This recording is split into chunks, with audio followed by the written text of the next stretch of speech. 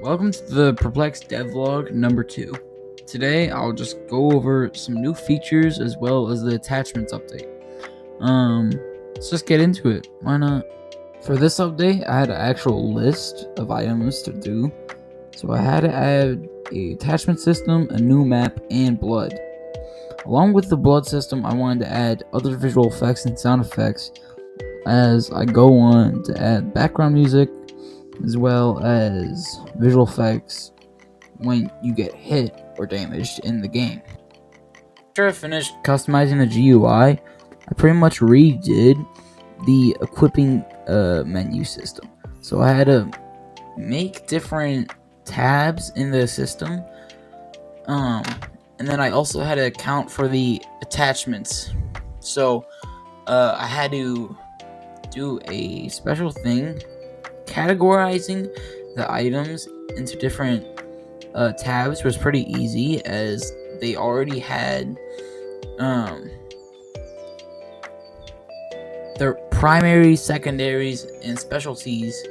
Their class was already defined, so I pretty much had to delete and stuff. But for making attachments was a bit harder, as I had to add like a bunch of if statements so players could not equip things when customizing attachments.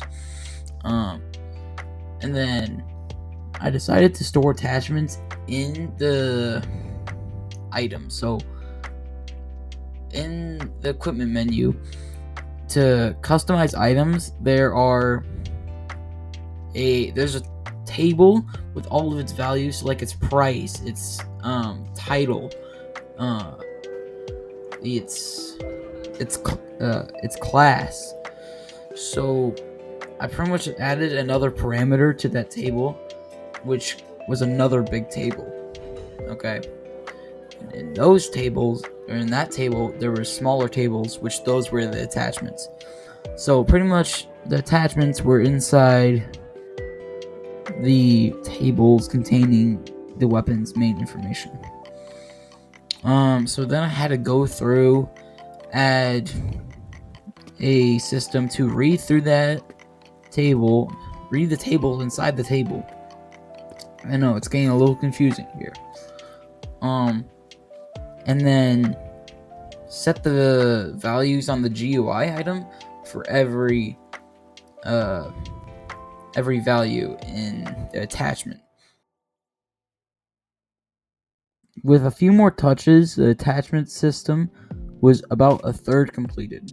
You can now equip weapons, buy weapons, and unequip weapons. You could also navigate to the attachments tab.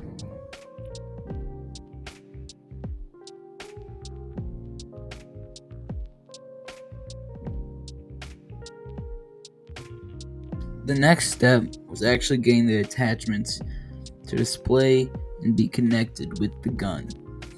When making the equipment system, I already laid out the framework for making the attachments visible.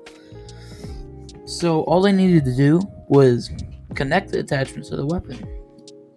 It ended up being much easier said than done.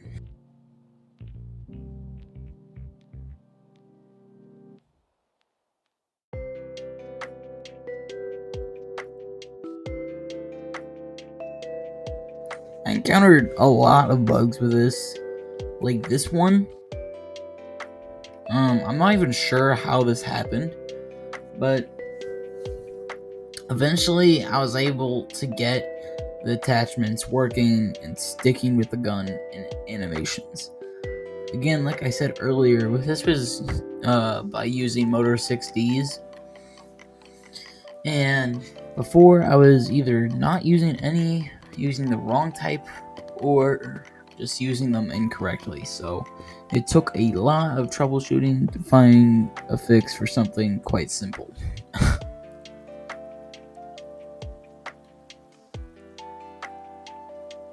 Now, this was the hard part of the update, and specifically adding the attachment system. I had to go through every weapon in the game, which was about 10, I think, and had the attachments for them. So I had to go through every attachment on that weapon, which the average is about 3 to 4, and I had to line them up with the correct position. And it was just grueling. It was the hardest part about development, to me at least, is not coding or making new stuff. That's the fun part. The hard part is repeating stuff after you've made it, after you made a framework for it. And if you're good enough, you don't have to do that, but I'm not quite there.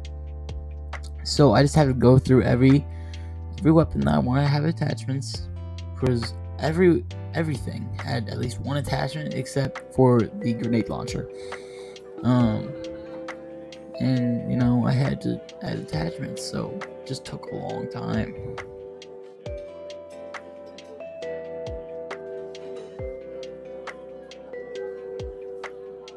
Now that the attachment system was done, I could focus on adding a new map, which was the next thing on our list.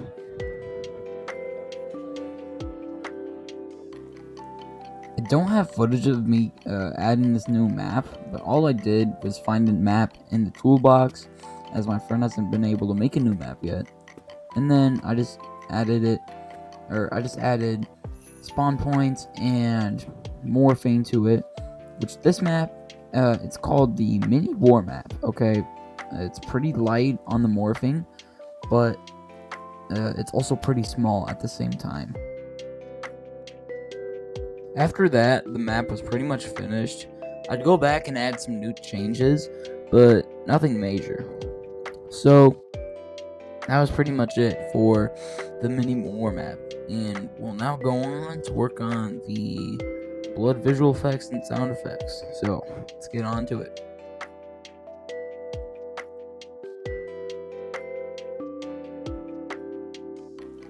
I wanted to make sure the blood was realistic, so I found a blood pack from the toolbox that actually had the blood splatter onto walls, as I thought that would make a more realistic experience. Then I added background music, so that plays faintly in the background while you're playing. So there's no longer just music in the title, but there's also music in game.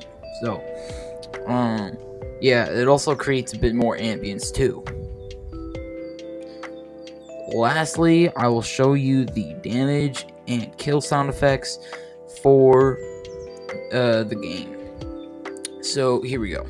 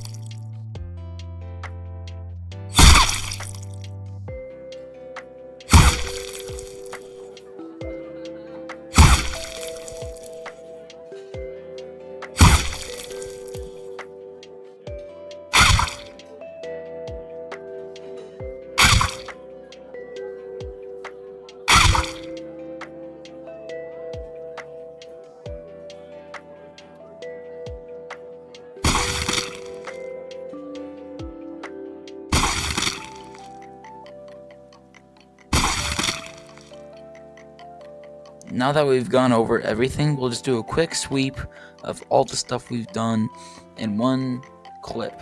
This is just going to be a review. It's going to showcase the blood effects and other things. So, let's go.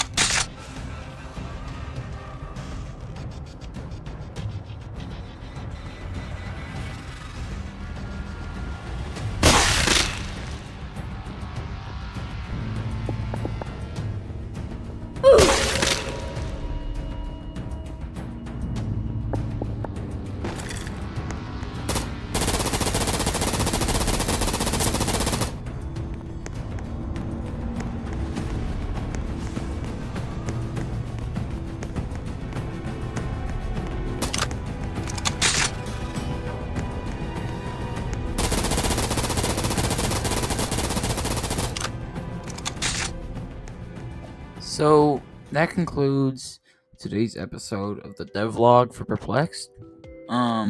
Thank you, Real Simba VR, for the attachments update suggestion. I do think that was a really good idea. But I guess I'll see you next week. Go ahead and leave any things you'd like to see changed or new things you want to see in next week's update. But yeah, the game's in my bio. Go ahead to play it. You're free. I will see you soon.